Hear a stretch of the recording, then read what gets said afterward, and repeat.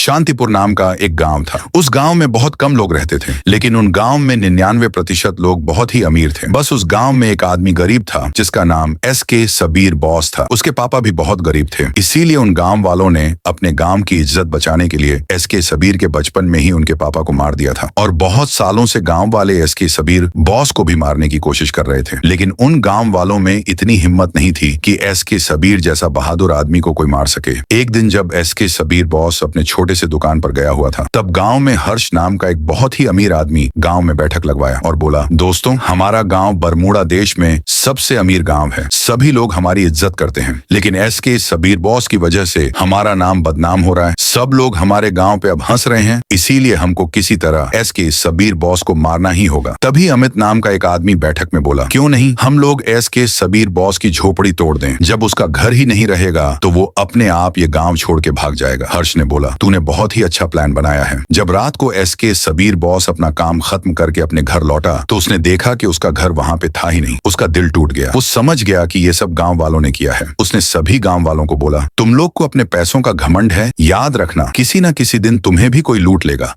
और तुम मजबूर हो जाओगे। इतना कहकर एसके सबीर गांव छोड़ के चला गया। बहुत समय बीत गए, गांव वाले अमीर होते गए, लेकिन उनकी अमीरी को किसी की नजर लग गई थी। पवन नाम का एक बहुत ही बड़ा गुंडा को शांतिपुर गांव के बारे में पता चला। उसने तुरंत अपनी गन वगैरह रेडी किया और शांतिपुर पे हमला कर दिया। वहां के सभी लोगों को उसने कैद कर लिया। अपने घरों से सोना, चांदी, हीरे जवाहरात चुरा लिया और पवन ने सभी लोगों को लूट के बोला, तुम लोग अमीर तो बहुत हो, लेकिन इस गाँव में कोई असली मर्द नहीं। और सभी गाँव वालों पर हंस के चला गया। तब सभी लोग एसके सबीर बॉस की बातों को याद करके रोने लगे। इन सभी लोगों ने सोचा कि किसी तरह एसके सबीर बॉस हमारे गांव वापस लौटेगा, तभी हमारा गांव सुरक्षित रहेगा। और उसी दिन से सभी गांव वाले एसके सबीर की तलाश में निकल गए। क्या एसके सबीर गांव में वापस जाएगा? जानने के लिए सब्सक्राइब करके कमेंट में लिख दो पार्ट 2।